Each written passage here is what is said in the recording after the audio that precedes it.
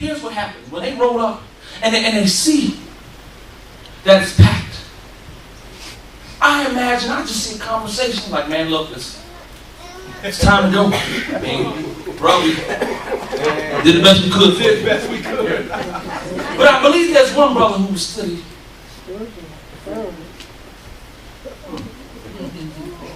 So man, come on, let's go. Wait.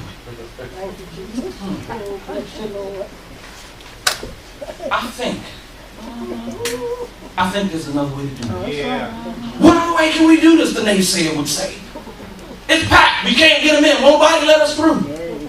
Yeah, but there's a stairway right there that leads us to the roof.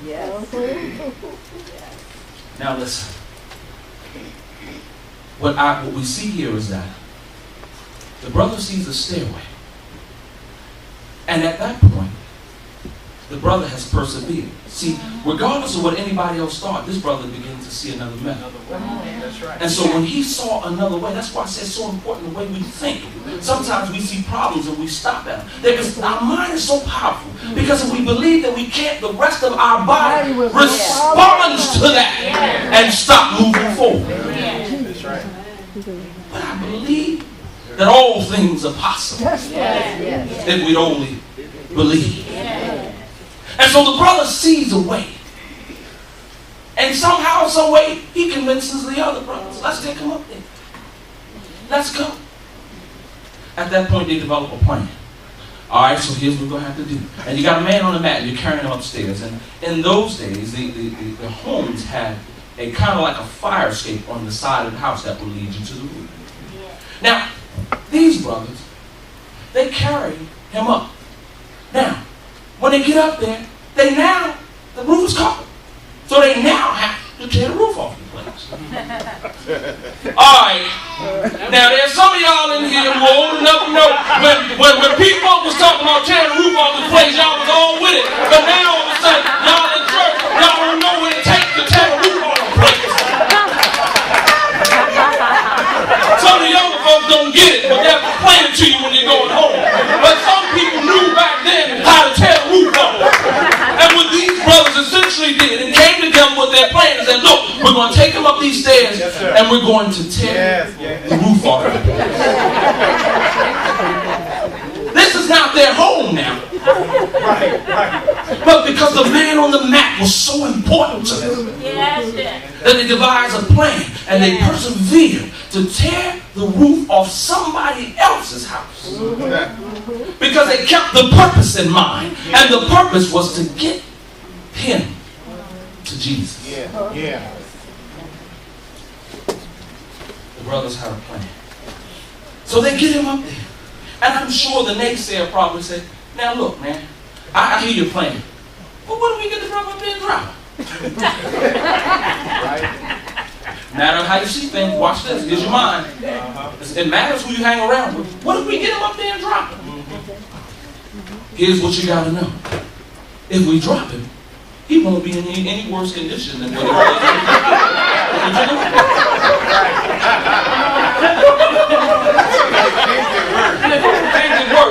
But watch this.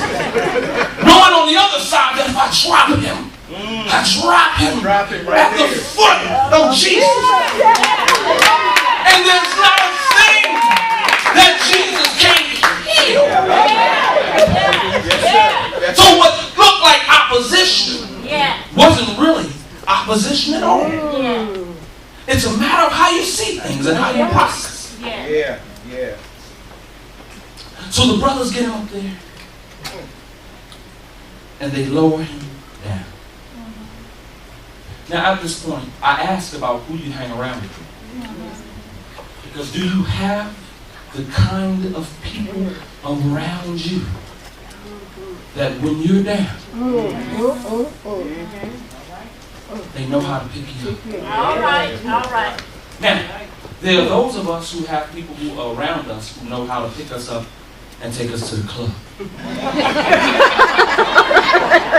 There's those of us who have people around us who know how to pick us up and take us to the bar.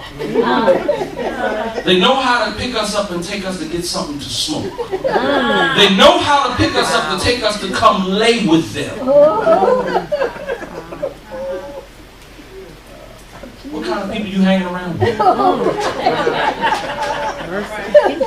See, it makes a difference. For this young man, at this particular point, it made all the difference in the world. And for you and for I, it makes a difference what kind of people we hang around with. Because I want to be around the kind of people that when a man is down, that they'll man up, they'll pick me up, and they'll get me to Jesus.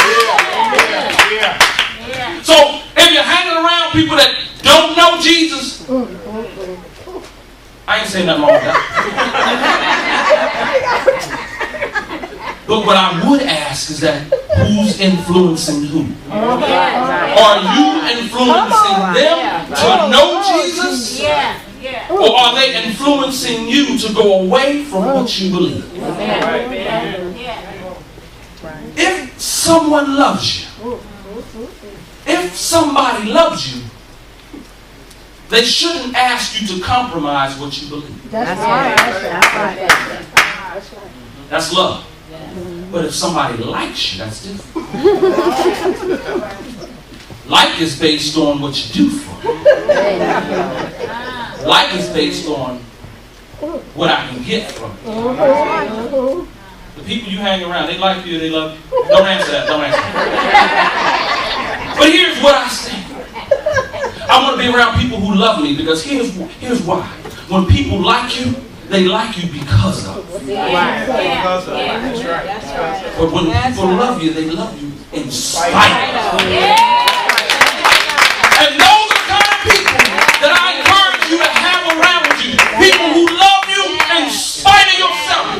Not like you for what you can do for them or what they can get from you, but you need people who love you. That when you're at your worst, when you're a man down,